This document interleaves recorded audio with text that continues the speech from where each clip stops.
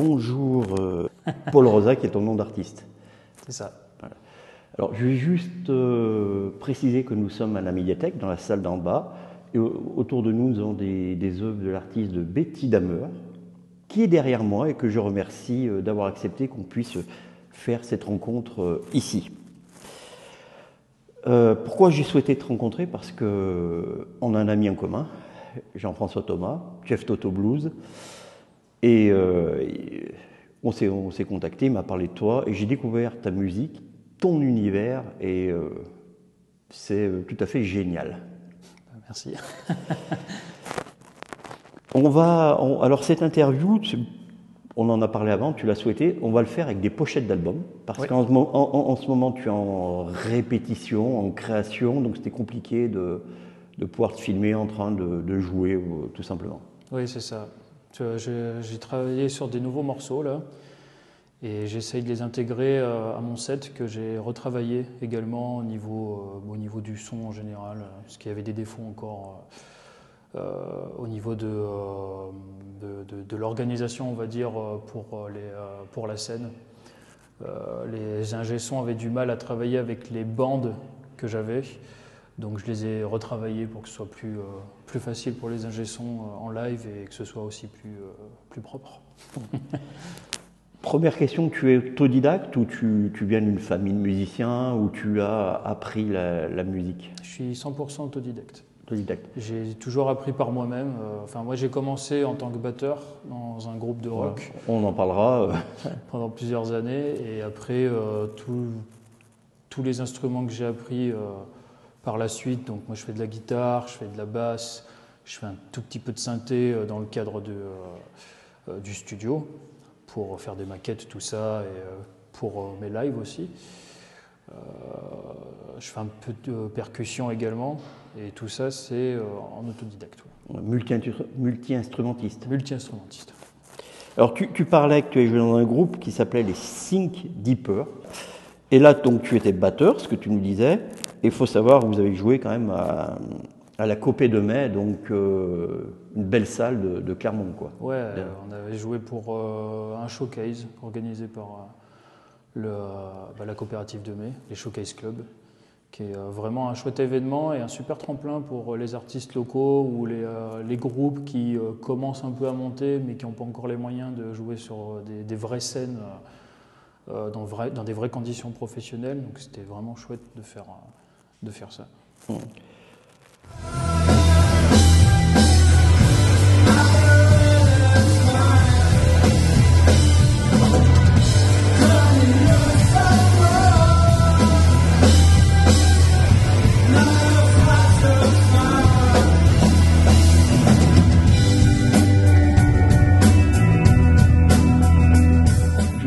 Tu me disais, tu as joué quelques années avec ce groupe et tu as décidé de voler de tes propres ailes musicalement. Alors, j'ai pas eu le temps, très honnêtement, d'aller voir où trouver des infos sur ce groupe. Est-ce qu'aujourd'hui, on va parler sur quelque chose de différent dans ta création? Alors, sachant que le groupe, aujourd'hui, a quand même pas mal changé en termes d'énergie et même en termes de sonorité, avec mon successeur à la batterie et le fait qu'ils aient intégré un deuxième guitariste dans leur formation, ce qui fait que le son est maintenant beaucoup plus ample et beaucoup plus puissant. Donc aujourd'hui, ça serait plus un groupe de post-punk vraiment, on va dire bourrin. D'accord. Entre guillemets. Là où avant, c'était toujours du post-punk, mais avec plus on va dire de finesse, peut-être pas le bon mot, mais moi, à la batterie, j'avais un jeu complètement différent du batteur actuel, donc Fred, qui est beaucoup plus frontal sur la batterie. Moi, j'avais un jeu beaucoup plus, j'aime bien dire un jeu plus boîte à rythme. D'accord. Avec quelque chose de très carré, très mécanique un peu, ce qui donnait parfois des côtés un peu, on va dire, cold wave et un peu indie rock. Alors, donc on est plus sur un côté Sex Pistols début, concert maintenant, le groupe, c'est à peu près ça Sex Pistols, non, pas trop. Pas trop, non. Ça, Non, c'était plus, de toute façon, oui, nos aspirations de base sur ce projet. Enfin, moi, en ce qui me concerne, parce qu'après mes camarades, on a des groupes en commun qu'on écoute, mais on n'écoute pas forcément toujours les mêmes trucs. Ouais, c'était surtout les Cure. Ouais, donc, que j'ai vu plusieurs fois. Oh. Ouais, au moins 4. Avec un Robert Smith très statique, mais avec une personnalité très forte. Là, bon, on va passer vraiment sur toi. Donc, tu pars sur ton projet. Et cette composition d'album, sur quel instrument de prédilection? Parce que moi, sur ce que j'ai vu, quand tu joues, tu es sur une guitare. C'est ça, guitare électrique. Guitare électrique, noire, magnifique. J'en ai 2. T'en as 2? J'en ai 2. Pour en finir de répondre à la question d'avant aussi, là où avec Think Deeper c'était beaucoup plus post-punk, vraiment plus axé rock, moi mon projet est plus axé sur une forme de indie pop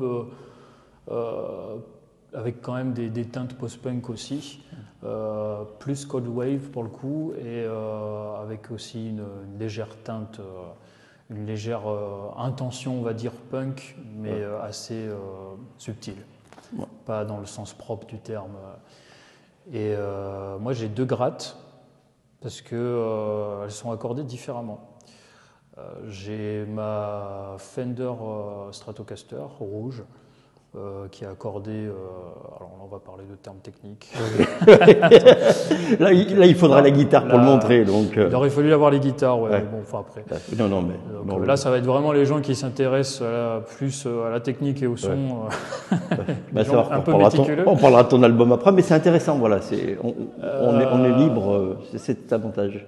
Ma guitare, du coup, ma Stratocaster, elle est accordée 2 tons en dessous de l'accordage standard, donc de l'accordage de Mi. Donc là, je suis en accordage de Do.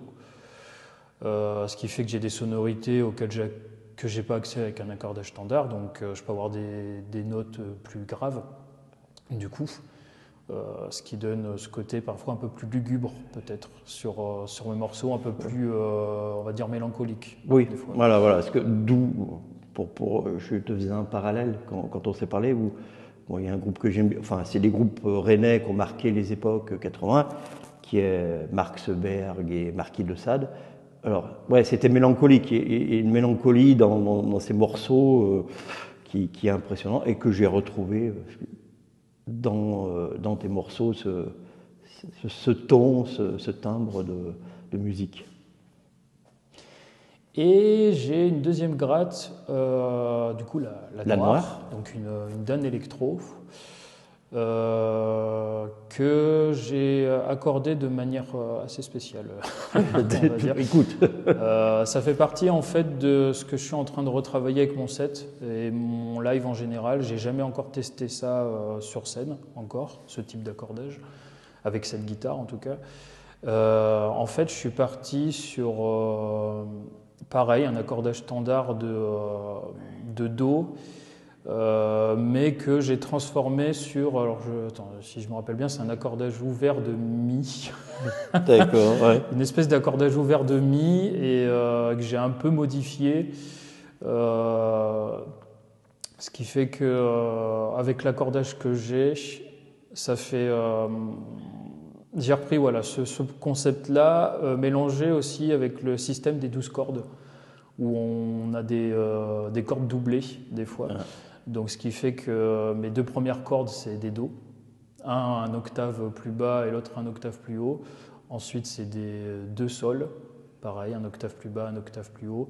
Et ensuite, c'est un Ré dièse.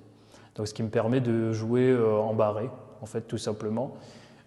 J'ai enlevé la plus grosse corde. De cette manière, ça me permet de jouer tout simplement avec, de mettre ma guitare en fait extrêmement basse, parce que j'essaie de travailler aussi l'aspect, on va dire scénique, l'aspect, on va dire théâtral, d'avoir vraiment cette guitare très basse qu'on peut retrouver beaucoup dans la culture punk. Ouais. Ce qui va me permettre sur certains morceaux qui va demander beaucoup d'énergie, qui va demander vraiment une intention particulière, d'avoir beaucoup plus de facilité de mouvement d'être un peu plus dans une espèce de chaos que tu peux pas forcément avoir ou plus difficilement, je pense, en ayant ta guitare comme ça. Ouais, c'est à la Johnny Cash, Ouais. où je vois ta position de guitare parce que tu parles d'un groupe, le guitariste des Cure. Il joue très très bas avec sa guitare très basse. Tout le temps. Ou comme le bassiste de Joy Division aussi, Ouais. Peter Hook. Ouais, Pareil, ouais, il joue la basse très très basse. très, ouais. C'est le même principe. C'est le même principe. Les albums, on va en Alors parler. oui, j'ai amené des albums de groupes qui, du coup, m'ont influencé dans le Ouais. cadre de ce projet-là. Je me suis dit que ça serait sympa de... Non, mais c'est très bien. Voilà, c'est un angle de présentation qui est très sympathique. Donc, soit j'ai pris les pochettes juste pour faire référence Oui. au groupe, et c'est pas spécialement cet album-là qui m'a marqué. Bah, ça, tu le précises. Voilà. Tu le préciseras. Soit ça va être justement si un album vraiment particulier qui. Je t'écoute, c'est toi qui fascine. décides de l'ordre des albums. Et donc, vas-y. du coup, je vais commencer par le premier. Je pense que c'est le groupe qui m'a peut-être le plus influencé en termes de chant et on va dire, d'esthétique globale. Ça va être les Smiths. Ah. Là, j'y parle. Voilà. Ah, ça. Une voix voix magnifique. Voilà, l'album éponyme qui, je crois que ça doit être mon album préféré avec Meat is Murder. Ouais. Mais après, globalement, tous les albums des Smiths sont très bien. Ouais. Celui-là, plus en l'occurrence, parce que. Alors, il n'y est pas sur cet album. Donc, c'est peut-être apparu plus tard, je ne sais pas. Mais leur morceau le plus connu, This Charming Man. Un groupe que j'aime beaucoup, en fait, je parlais de théâtralité tout à l'heure.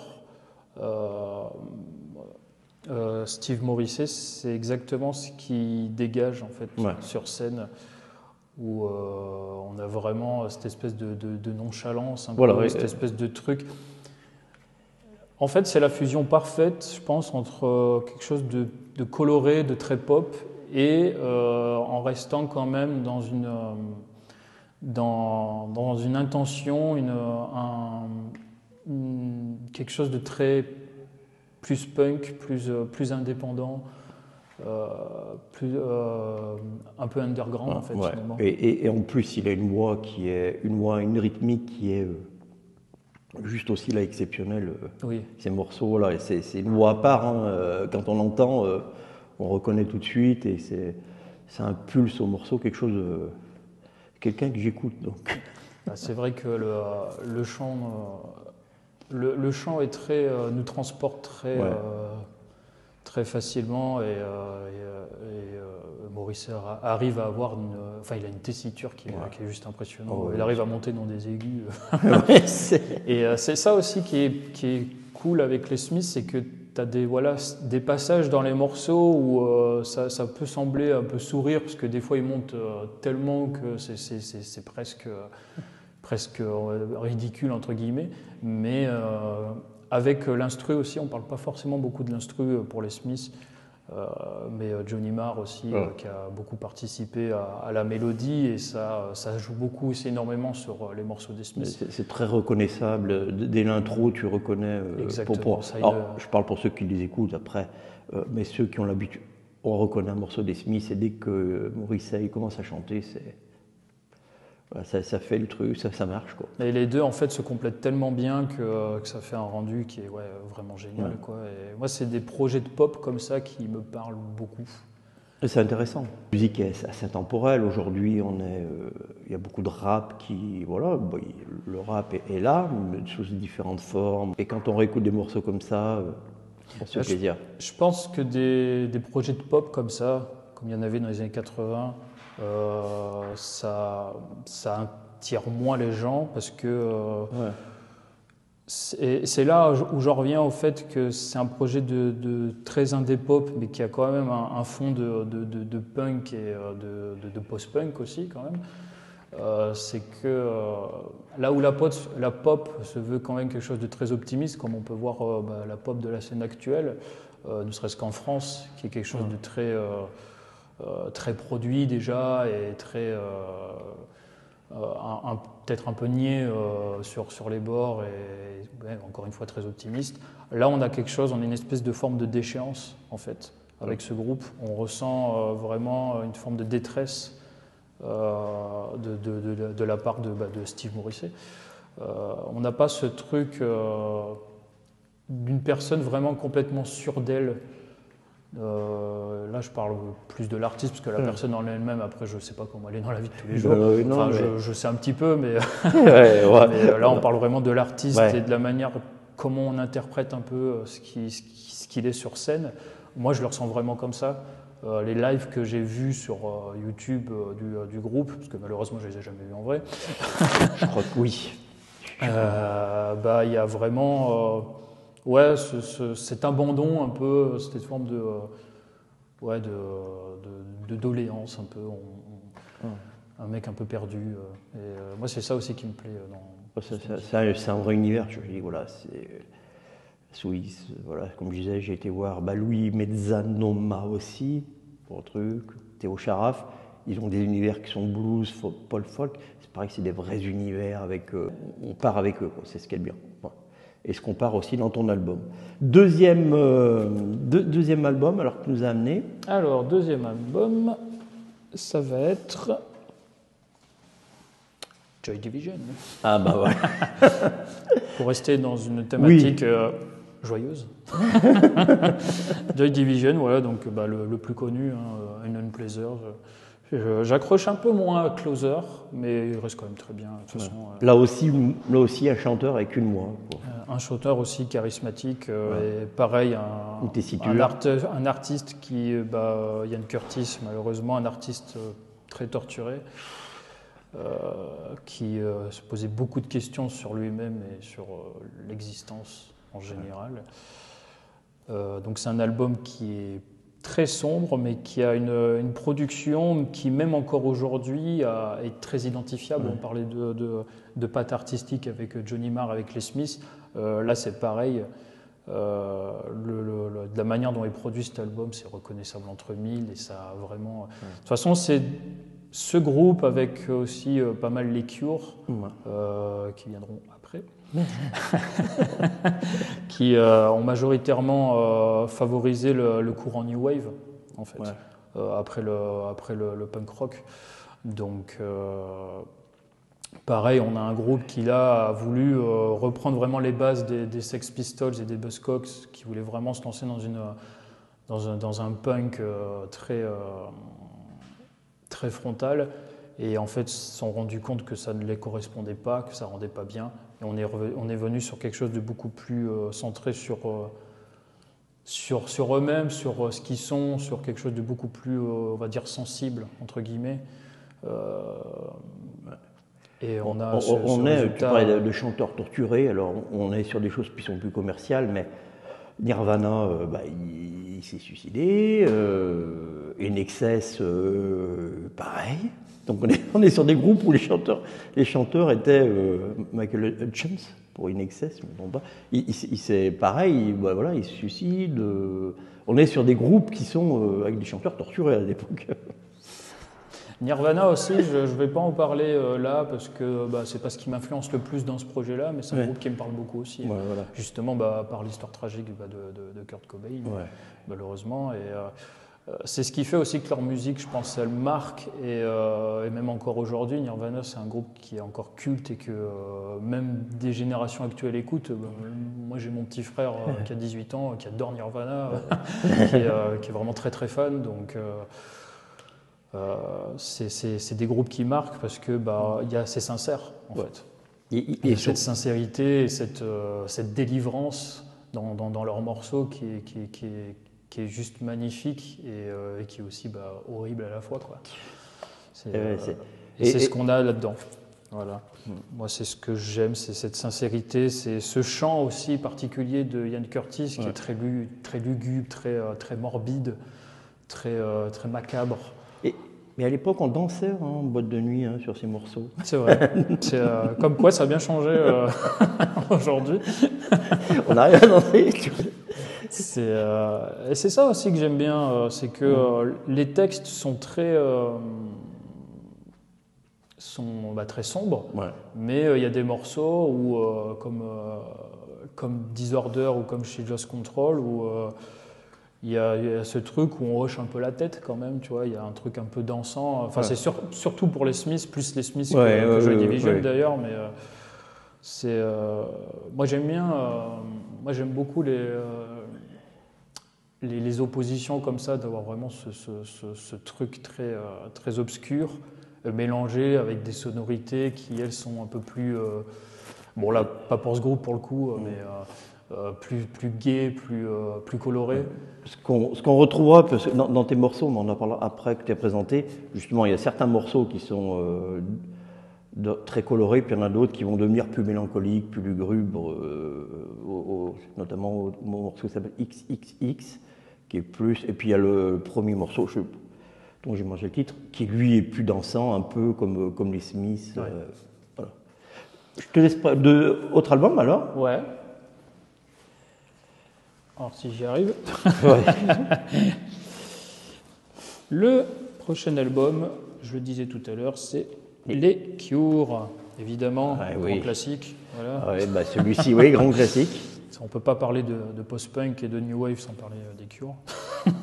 Donc j'ai mis beaucoup de temps à choisir un album hier soir des Cure, parce qu'il y a beaucoup d'albums des Cure qui sont bien. Et j'ai finalement opté pour celui-là, parce qu'il y a des albums des fois qui demandent d'être écoutés dans un contexte particulier pour vraiment les apprécier, et celui-là en fait partie. Parce que c'est un album qui est quand même assez difficile à écouter tous les jours, c'est un album que tu n'écoutes pas... Ouais. Et il y a des albums qui sont plus accessibles.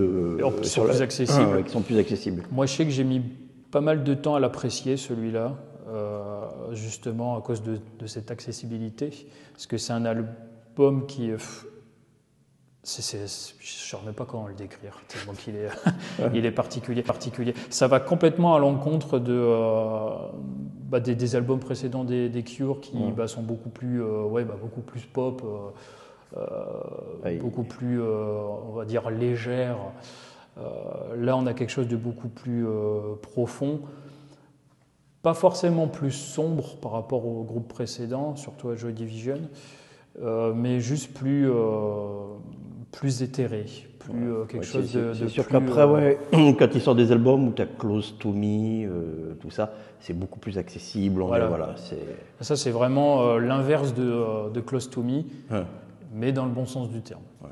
C'est-à-dire que ça reste quand même très bien. Et, pour l'anecdote, j'ai un peu d'âge. Sur France, alors qu'elle était Antenne 2 à l'époque, c'était vers 20h, il y avait un intermède musical.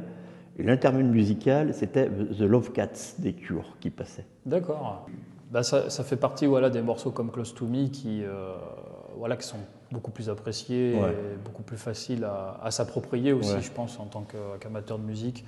Que ceux-là, je pense que ça, c'est un album pour vraiment les gens qui sont beaucoup plus passionnés par la musique, qui sont beaucoup plus peut-être mélomanes, je pense. Moi, c'est un album que j'écoute. Ça s'écoute en fait dans un mood beaucoup plus... moi, c'est comme ça que j'ai réussi à l'apprécier. Dans des moments où on doute de soi-même, des moments où on ne va pas forcément très bien, des moments où on se morfond sur soi-même aussi. Quand on sort par exemple d'une déception quelconque au niveau social ou amoureuse par exemple. Moi, c'est comme ça que j'ai réussi à apprécier cet album et ça nous transporte et ça, j'ai presque envie de dire, ça nous guérit. On va se reproduire pour celui-là, on va se reproduire dans des morceaux qui sont un peu plus sombres. Forest. Alors, il n'y a pas de Forest là-dessus. Il n'y est pas là-dessus, mais dans l'idée. Mais dans l'idée, c'est cette guitare. Quand toi le clip, c'est une forêt. J'aurais pu prendre aussi 17 Seconds pour d'autres raisons. C'est ce minimalisme aussi. C'est un album beaucoup plus minimaliste, beaucoup plus cold wave que les autres pour le coup. Moi, c'est des sonorités aussi que j'aime beaucoup, avec cette batterie très synthétique, qui d'ailleurs n'est pas une batterie, c'est une boîte à rythme. Ouais, et c'est une guitare derrière. Et c'est les lignes de guitare qui sont vachement mises en avant. Et la basse aussi, on n'en parle pas assez en musique, mais la basse aussi a beaucoup d'importance dans les Cure, et surtout dans 17 Seconds, qui joue énormément. Ça reste que les albums, pour l'instant, c'est que des valeurs sûres musicalement. Voilà, c'est de bonne facture. Voilà. Voilà, ça c'est les groupes que je cite le plus souvent quand on me demande un peu mes références pour ce projet-là. Après, un autre groupe que j'aime beaucoup, que je ne parle pas énormément. Énormément, c'est lequel? Surprise. Surprise. C'est un groupe actuel en plus. Donc c'est bien de parler aussi de ce qui se fait maintenant, parce qu'il y a des groupes qui sont aussi très bien aujourd'hui qu'on ne parle pas forcément. Dans un tout autre registre, c'est un groupe qui s'appelle Altingun. Alors là, je ne connais pas. Alors après ça c'est un groupe qui commence à se faire un nom au niveau de la scène internationale, qui tourne pas mal maintenant. Alors c'est un groupe qui reprend la musique folk psyché turque des années 70. Mais modernisé, en y ajoutant des sonorités, encore une fois, beaucoup plus pop, quelque chose de beaucoup plus épuré. C'est très coloré, c'est très libéré comme musique. C'est génial. C'est génial. Alors, les membres viennent du Pays-Bas. D'accord. Ah oui, parce que sonorité turque, on aurait pu penser qu'il... Alors la chanteuse, alors, je dis ça avec des pincettes, parce que je ne suis pas sûr de cette info, mais la chanteuse a des origines turques. D'accord. Et un autre membre du groupe aussi qui joue du saz principalement dans la formation, qui me semble, ont des origines turques, ou en tout cas sûr qu'ils parlent très bien le turc. Et après ils ont trouvé d'autres musiciens à côté avec qui travailler.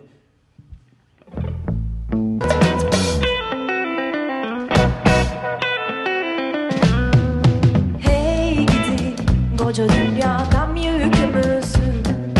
Söyle söyle fani dünya dert küpümüzsün.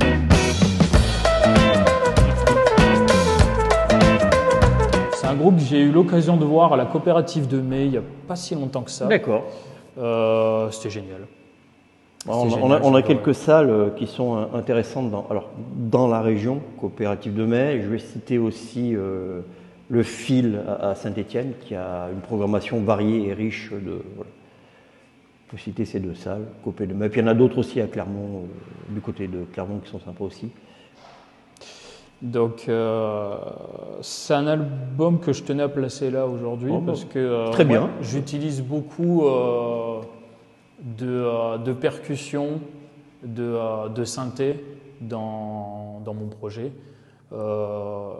C'est avec ce groupe notamment que j'ai commencé à m'intéresser aux sonorités plus, on va dire, orientales, plus exotiques, de m'intéresser à la percussion, au congas. Plus exactement, j'en fais un tout petit peu chez moi, sans prétention, et j'en ai rajouté dans mes productions. Donc c'est grâce à ce groupe-là qui m'a permis d'explorer de nouveaux horizons. Et peut-être de futurs instruments, différents musicaux. Donc voilà, je tenais à le placer là. Ça c'est leur dernier album, qui est pareil. Chacun de leurs albums n'a pas forcément des sons très différents, mais une production assez différente. Là, on a quelque chose qui revient un peu à des racines plus rock, on va dire, dans l'ensemble. Donc c'est un album qui est très très bien. Voilà. Je vous invite à écouter. Voilà. Et enfin, là c'est plus pour parler des inspirations beaucoup plus locales, on va dire. C'est des copains à moi. Donc je vais me faire un peu charrier sûrement en sortant la pochette, mais voilà. Mais c'est pas de la. C'est bien le local. Il faut placer le local. Et c'est pas de la démagogie, c'est vraiment au-delà du fait que ce soit des copains. C'est un groupe qui me parle beaucoup aussi au niveau musical, évidemment. C'est Foxhole. Alors, Foxhole, tu vas nous en parler, donc. Foxhole, c'est un groupe de punk de Clermont, qui sont aussi des copains à moi. Voilà, c'est un groupe que j'aime beaucoup, encore une fois, au-delà du fait que ce soit des amis proches, parce qu'ils ont parfaitement réussi à transformer un peu leur sonorité punk de base à quelque chose de beaucoup plus post-punk pour le coup. Et on le ressent vachement avec cet album où on a des finesses mélodiques et des arrangements qui ne sonnent pas spécialement punk. On a quelque chose qui est beaucoup plus renfermé sur soi-même en termes de production et d'arrangement, quoi. Encore une fois. On a des liens qu'on peut trouver sur YouTube. Enfin, YouTube, on va le citer parce qu'il n'y en a pas. Ils sont sur YouTube, les plateformes de streaming, Bandcamp. C'est un groupe qui commence à avoir une bonne notoriété quand même sur la scène alternative clermontoise, qui ont beaucoup joué à la coopérative de mai. Donc c'est pas un groupe anodin. Qui arrive à jouer avec les effets. Dans cet album, on le ressent beaucoup de chorus, de reverb, de flanger, il y a même un morceau où on a des instruments un peu plus exotiques, où on a mon morceau préféré d'ailleurs de cet album, qui s'appelle Unlucky Luke, où ça raconte l'histoire de Lucky Luke qui a perdu sa chance. Et, dommage. Dommage.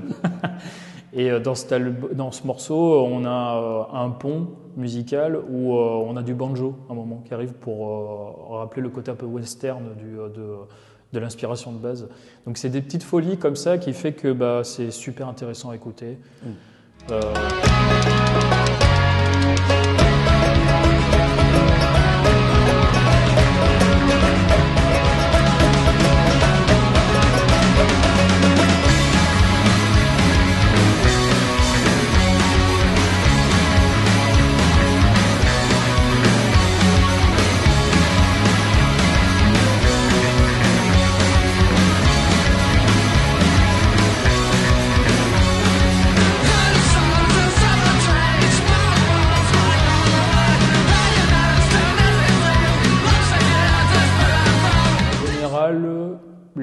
Les projets des copains m'inspirent aussi, pas forcément que Foxhole. Là j'ai sorti Foxhole parce que c'est ce que j'ai chez moi et que je voulais en parler aussi en pochette de disque, mais les projets des copains et de mes proches en général, ça m'inspire beaucoup. Mon ancien groupe Sing Deeper, même si je suis plus dedans, c'est un groupe qui me tient quand même à cœur et qui dans sa formation actuelle et dans ce qu'ils sont en train de créer est très bien. C'est important je pense, de garder l'héritage du rock qu'on a eu, mais c'est aussi très important de montrer que dans la scène musicale actuelle, il n'y a pas que pour rester dans un contexte de scène française, il n'y a pas que des Angèles ou des... je dis ça sans... non, mais c'est vrai qu'on les voit revenir...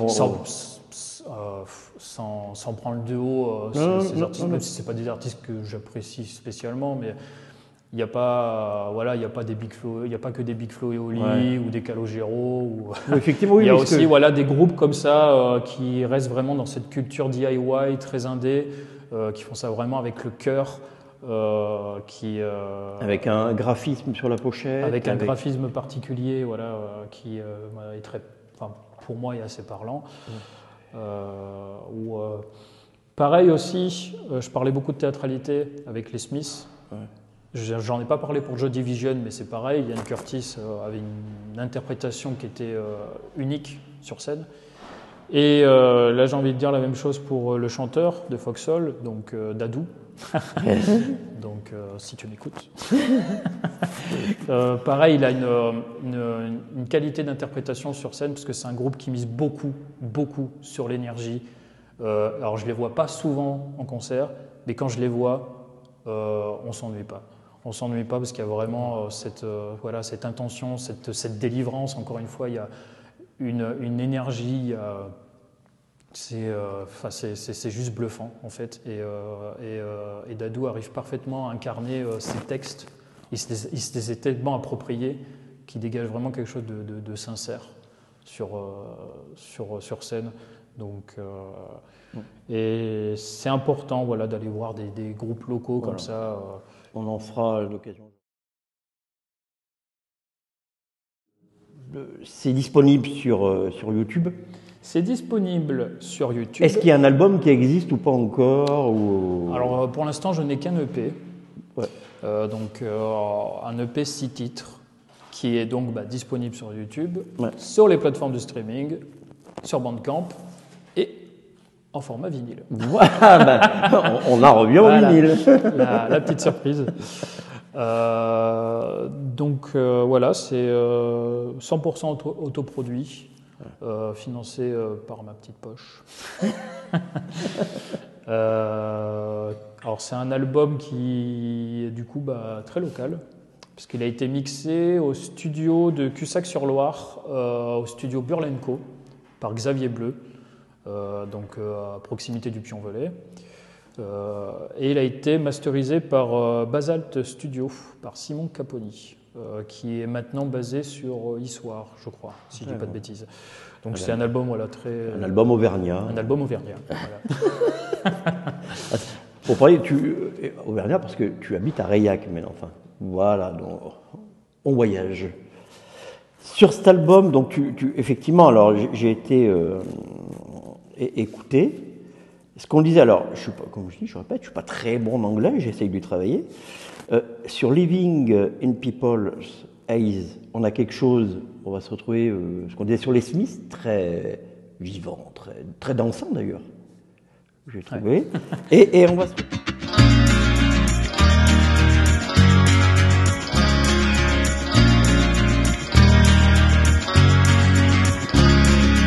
Another day of excited, I'm questioning. I'm going to be considered as a fool or boring. Do I behave when do they think? What about the magic gives? I'm afraid of a disappointing them. J'ai trouvé. Et on va se retrouver sur des titres comme Triple X, où ça doit être aussi Délivrance. Deliverance is Beauty, ouais. Voilà, qui sont plus mélancoliques. C'est plus... j'aurais pas dit mélancolique pour Deliverance is Beauty. Deliverance is Beauty, je pense que des morceaux de l'EP et même de mes morceaux de mon set, je pense que c'est celui qui est peut-être le plus optimiste. Mais il y a ces sons. Alors, par contre, Triple X, lui, voilà, on est... je trouvais plus sombre, plus... Il est plus sombre. En fait, moi, quand je suis parti sur ce projet-là, j'en parle pas énormément, enfin j'en parle un peu moins maintenant parce que la référence est moins évidente aujourd'hui, mais je suis parti quand même de base sur ma passion pour le folk punk américain, où on a l'énergie du punk rock, mais en instruments acoustiques, avec voilà, des grattes, des planches à laver pour les rythmiques, enfin de ce truc très, très roots, mais qui a une énergie débordante et dingue. Et moi, j'étais parti vraiment sur ça, à la base, avec un style de chant particulier, un peu nasillard. Et puis, mon amour de la scène New Wave m'a rattrapé, donc ça a plus évolué de ce côté-là. Donc c'est pour ça que c'est très folk. Les morceaux comme Living in People's Eyes, où il n'y a pas de caisse claire, par exemple, parce qu'il y avait vraiment cette inspiration-là de folk punk à la base, et de folk en général. Et Triple X, moi j'aime beaucoup les morceaux, on parlait de Nirvana tout à l'heure, ouais. Moi j'aime beaucoup voilà, ces morceaux où, comme moi il y a un morceau de Nirvana que j'adore, qui s'appelle Tourette's, où c'est un morceau qui est très court et qui est très très intense, très puissant.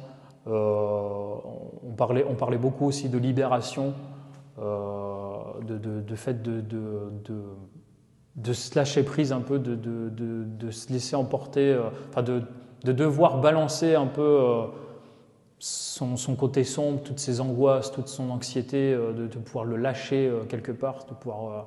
La scène, en fait, c'est un des rares endroits où on peut se permettre d'exploser. En fait. Effectivement. Et moi, ça me manquait de ne pas pouvoir faire ça. Et Triple X, c'est un des morceaux qui me permet de lâcher cette énergie-là que je ne peux pas lâcher autrement. Il y a...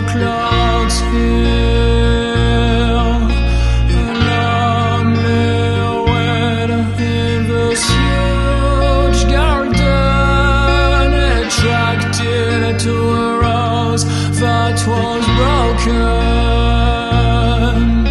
Past mistakes have drowned a soul with a sail of fucking liquid I swallow. Il y a un autre morceau, alors c'est I'll Never Be Another Never Be Another Person, ouais. Qui est avec Mathilde. Avec Mathilde Lemaire, exact. Mathilde Lemaire, donc c'est une jeune artiste vichysoise. Ça, on reste un peu, on est en Auvergne encore un peu. On est encore en Auvergne. On est limite de l'autre côté. Hein. Donc c'est une amie déjà, et c'est aussi, elle a son projet solo, mais elle chante aussi dans un projet de pop folk, qui s'appelle Daisy Dolls. Où elle est en duo avec une autre chanteuse qui s'appelle Zoé Barge. C'est comme ça que je les ai rencontrés d'ailleurs, parce que j'avais découvert leur projet par hasard sur Internet et je les ai suivis via les réseaux sociaux, et je suis allé les voir pour la première fois en concert dans un camping aux alentours de Vichy. Et on avait sympathisé directement comme ça, on avait tellement bien matché qu'on avait passé la soirée ensemble, on avait bu des coups au bar. Et voilà. Et après, on est allé dormir chez l'une d'elles. On avait fait du trampoline, on était complètement bourrés. Ça a vraiment bien matché au niveau humain. Et tu arrives à une création musicale au final. Et on arrive à une collaboration musicale, effectivement.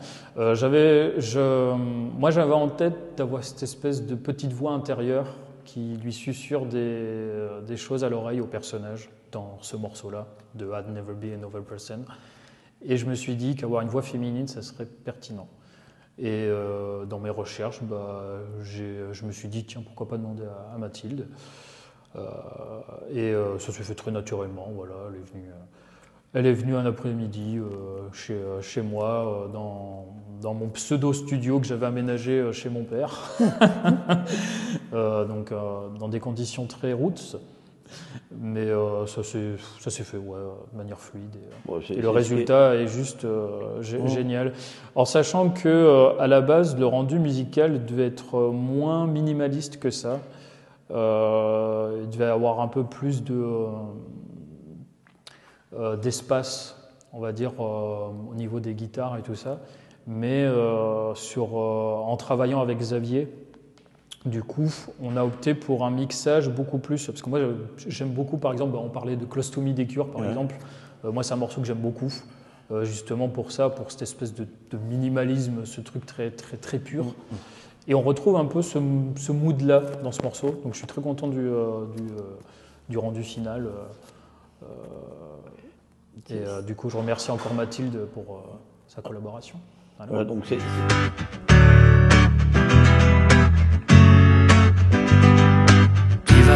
In your head, I'd like to hide it around. Even if in your heart I'll never be your son. Even if in your mind I'll never have a reason.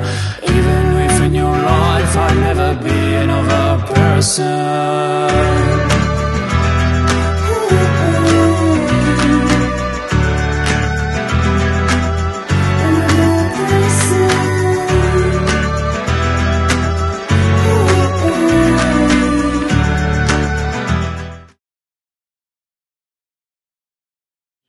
Mais parfois, il y en a un qui a un petit plus. Je vais essayer de jouer le jeu, même si c'est pas évident. Ouais, Parce que celui qui, en tout cas, me tient plus à cœur, ça va être Bushra Dreams Warrens.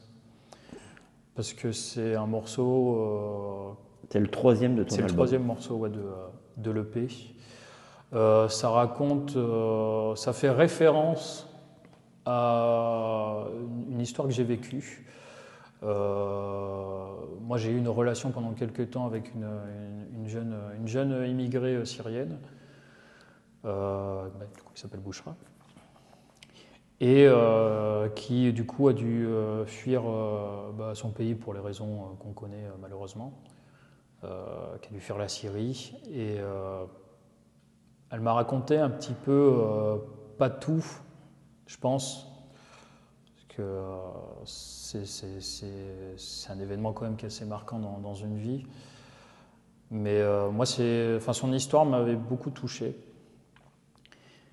Et j'ai eu envie d'en parler dans ce morceau. Donc c'est un morceau qui parle de... Et ça, je tiens beaucoup à le dire à chaque fois que je parle de ce morceau, parce que c'est... Oui, mais voilà, on pourrait croire que c'est un morceau politique un peu, qui parle d'immigration et tout ça. C'est pas le cas. Ouais. C'est un morceau qui parle avant tout de compassion, d'écoute, de se mettre dans la place de l'autre. C'est une histoire, un vécu. C'est une histoire vécue par quelqu'un de réel, même si on reste quand même un peu dans... Même si je reprends le même nom qu'elle, ça reste quand même un titre fictif, ça reste quand même un peu de la fiction, mais ça reprend beaucoup de choses de la réalité. Et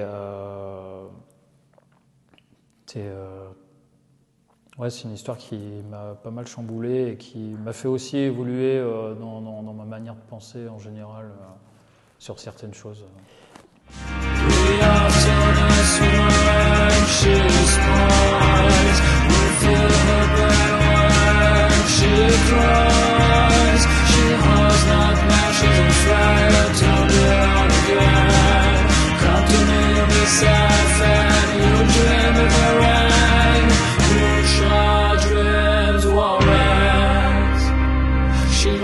To see her family, her friends.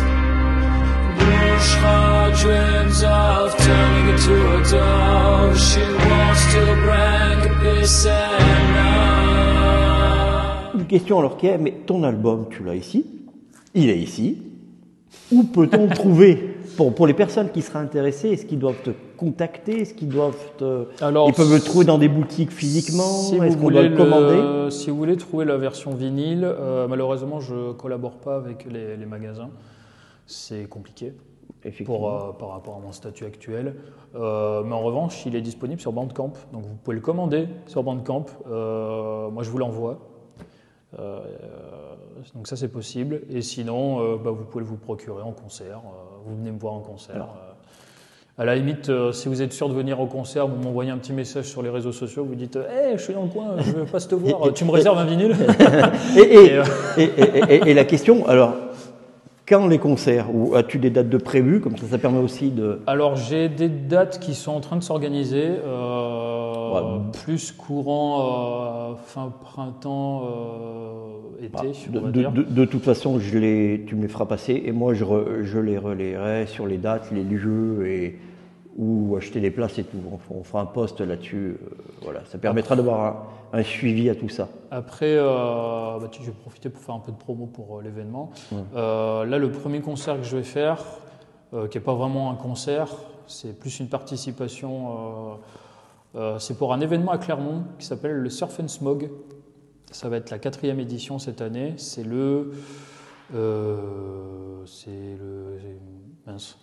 23 mars, je crois. 3 mars. On vérifiera. On vérifiera. Je suis très nul avec les dates. 23 mars. Il me semble que c'est le 23 mars. Ouais. Et du coup, alors pour ceux qui ne connaissent pas le concept, le Surf and Smog, en fait, on fait venir plusieurs artistes locaux qui vont interpréter 2 morceaux. Et l'idée, c'est de reprendre un morceau d'un groupe considéré un peu comme kitsch et un groupe plus axé indé, underground, tout ça. Et là, cette année, du coup, les thématiques, c'est reprendre un morceau de ABBA et reprendre un morceau des Clash. Mais c'est sympathique. À bas, intemporel, là-bas. Intemporel, hein. Est-ce qu'il faut venir disons habillé que c'est quand même dans un registre quand même différent des Clash qui est beaucoup plus punk et là c'est beaucoup plus pop. C'est pour le changement de costume peut-être entre ABBA et les Clash. Le costume d'ABBA, la tenue disco et Clash un peu plus. C'est pour ça que je mets kitsch entre guillemets parce que ça dépend de la sensibilité un peu des gens. Non mais ça reste deux très belles références. Hein. Voilà. Et c'est un samedi le 23 mars donc ça doit être. C'est un samedi donc c'est ça. Je pensais ça. Et voilà, du coup, je reprendrai un morceau de ABBA et un morceau des Clash, comme tous les autres invités de la soirée. Voilà, sachant que cette année, ça va être organisé par Suzy, membre de Wendy Darlings, qui a participé à l'organisation des Surf and Smoke précédents. Mais cette année, elle va aussi bosser avec le collectif Crève-Cœur, dont fait partie justement le groupe Foxhole. Donc c'est les copains qui organisent en collaboration cet événement. Donc venez. Venez, on marquera. Ça se passera au Photomat. Dès que tu as l'affiche, tu me l'envoies. Ouais. Voilà. On va, comme je disais, je suis ravi de te rencontrer. On aura l'occasion de reparler, peut-être de t'entendre. On refera d'autres rencontres. Je mettrai quelques extraits, comme j'ai dit, pour ponctuer ce que tu as expliqué de ta musique, parce que effectivement, j'étais surpris de voir quelqu'un à Reillac. Tu aurais pu être ailleurs, mais de faire cette musique-là, qui est un album fantastique. Donc, pensez à le commander. Laissez le mot de la fin. Faites de la musique. Voilà. Faites de la musique, essayez de pratiquer un instrument, lancez-vous. N'ayez pas peur de vous lancer et n'ayez pas peur aussi d'essayer des choses. Parce que tu disais tout à l'heure que tu n'étais pas très bon en anglais. Ouais. Pour te dire la vérité, moi non plus. Moi, au lycée, j'avais des très très mauvaises notes en anglais. Des fois, j'avais même des trimestres où j'étais pas noté en anglais, donc pour dire mon niveau. Et là, aujourd'hui, j'arrive à écrire en anglais en m'aidant beaucoup, bien sûr, des sites, des dictionnaires, de mes connaissances actuelles aussi. C'est là où on apprend aussi. C'est là où on apprend. Si un gars comme moi arrive à écrire en anglais alors que je suis complètement nul, parce que moi je ne parle pas couramment anglais, j'ai beaucoup de difficultés à faire ça, c'est un exercice qui est différent. En fait, écrire une chanson en anglais et parler couramment l'anglais et travailler la langue, c'est deux exercices différents et il n'y a pas besoin d'être un parfait anglophone ou parfaitement bilingue pour faire ça. Donc voilà. Tout ça pour dire que n'ayez pas peur de vous lancer, ayez confiance en vous, voilà. Et lancez-vous et vraiment, je vous assure, ça vaut le coup de le faire. Voilà. Merci Paul Rosa. Merci à toi. Voilà. C'est une très belle rencontre, ce que je disais. On n'est pas pressé. On a voyagé avec des albums. Moi, je te remercie d'avoir accepté. Puis, je te souhaite bonne continuation et puis, j'espère te voir sur scène. Merci beaucoup. Merci pour ce moment. I don't want to hurt anyone. I don't want to be toxic. I don't want to be tired anymore. I don't want to be